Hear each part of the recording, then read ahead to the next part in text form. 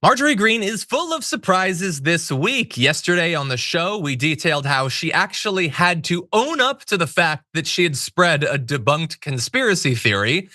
See if she learns from that, but that's not all. Now, she's actually switching up sort of her core political tactics and encouraging Mike Johnson to work with Democrats to avert a shutdown, which is amazing. She wouldn't normally do that.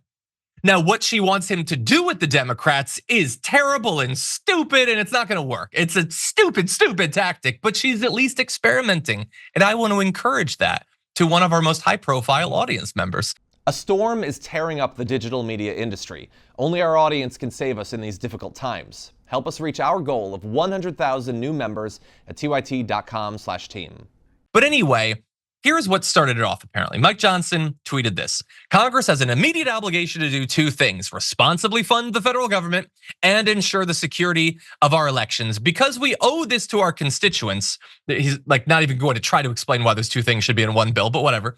We will move forward on Wednesday with a vote on the 6-month continuing resolution to fund the government with the SAVE Act attached. Basically, the SAVE Act is a thing where you're gonna have to prove you're a citizen with your birth certificate or whatever to register to vote. The idea of is they want far fewer people to actually register to vote. They don't want people to vote because they hate and fear democracy, and rightly so. When elections are free and fair and well participated in, they don't tend to win.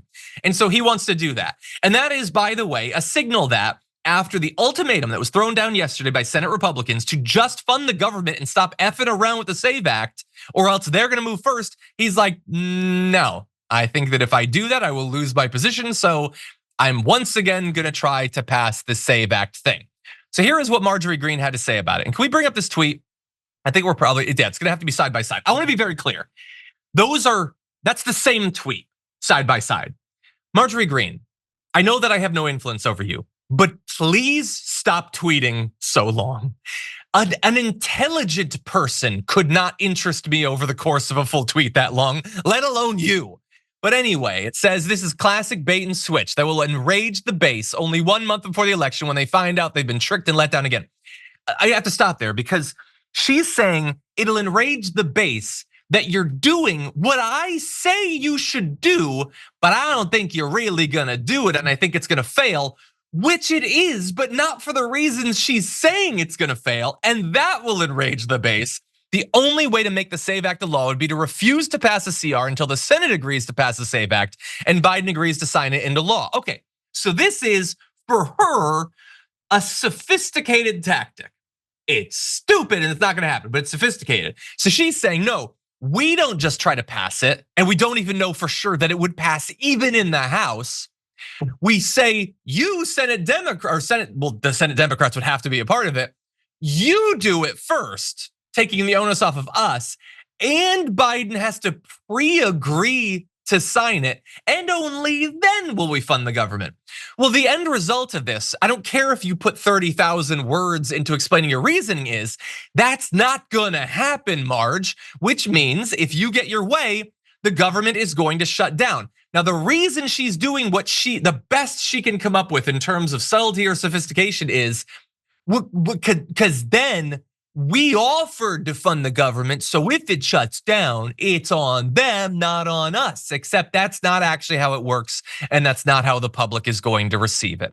If you refuse to just extend the funding to the government, then you have refused to extend the funding to the government. The idea that you're saying it has to have X and Y and Z, and I want ice cream and I want a puppy or whatever, and then I want Kristi Noem to shoot it, like all the different things that you want to put in the bill. You don't get to say that because you don't control the White House and you don't control the Senate. It's literally not up to you. And the Senate Republicans have already said this isn't how it's gonna go. And so it's like Marjorie Greene sees a rake on the floor and it's 30 feet ahead and someone is coming over to take the rake away so that nobody steps on it and hits himself in the face. So she runs as fast as CrossFit can take her to step on it before the opportunity is lost to her. So Mike Johnson looks like, I would say, a coward. He's bowing down to the most radical people in his party, and she's jumping in front of him to look even more out of touch with what the American people want. All that said, I want her to get what she wants. I want them to, if they want to defund the government, then they can do that because that is gonna hurt them. I don't know how much. in the month and a half leading up to elections and hurt them, but it's definitely going to hurt them. This could be a close election. If she wants to gamble that shutting down the government will give the edge to them, then why don't we find out together, Marjorie Greene? You have your idea and you're obviously an intelligent person. And I have my idea. I like to think that I'm intelligent. Why don't we see who has a better read of the politics in this case?